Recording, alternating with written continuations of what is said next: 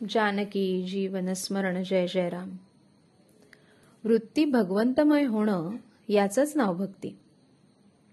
भगवंतापासून पंचमहाभूत निर्माण झाली आणि तसं बघितलं तर सर्व चमत्कार भगवंताच्या सामर्थ्याने पंचमहाभूतांचेच असतात। भगवंताच्या ठिकाणी जे जे आहे ते सर्व आपल्या ठिकाणी आहे। भगवंत हा जगाचा मालक आहे। त्याच्या सत्तेने सर्व व्यवहार घडतात। आपण जीव त्याचा अंश आहोत, म्हणून आपण कर्तव्य करावं आणि फळ भगवंताच्या इच्छेवर सोपवावं। आता प्रश्न असा आहे की सर्व गोष्टी जर भगवंताच्या इच्छेने घडतात तर माझी इच्छाही भगवंतच उत्पन्न करतो, आणि असं जर आहे तर मी माझी इच्छा का मारावी? अगदी बरोबर आहे।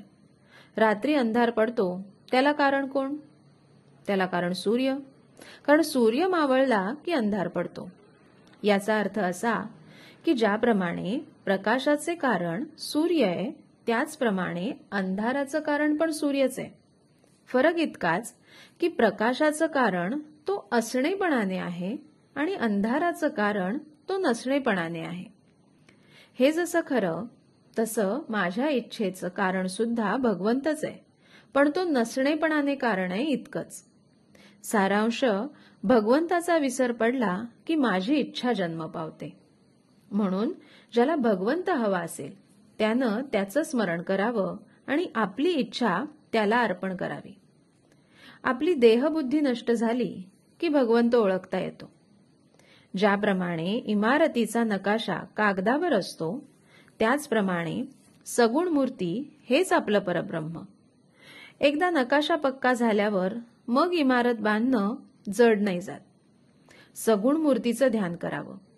ब्रह्म निराकार आहे, त्याला आकारात आणणं ही चूक आहे असं कुणी कुणी म्हणतात, पण मी स्वतः जिथपर्यंत आकारात आहे तोपर्यंत सगुण मूर्तीचं पूजन आवश्यकच आहे। मी रामाचं आहे म्हणणं म्हणजे मी ब्रह्म आहे असं म्हणणं होय।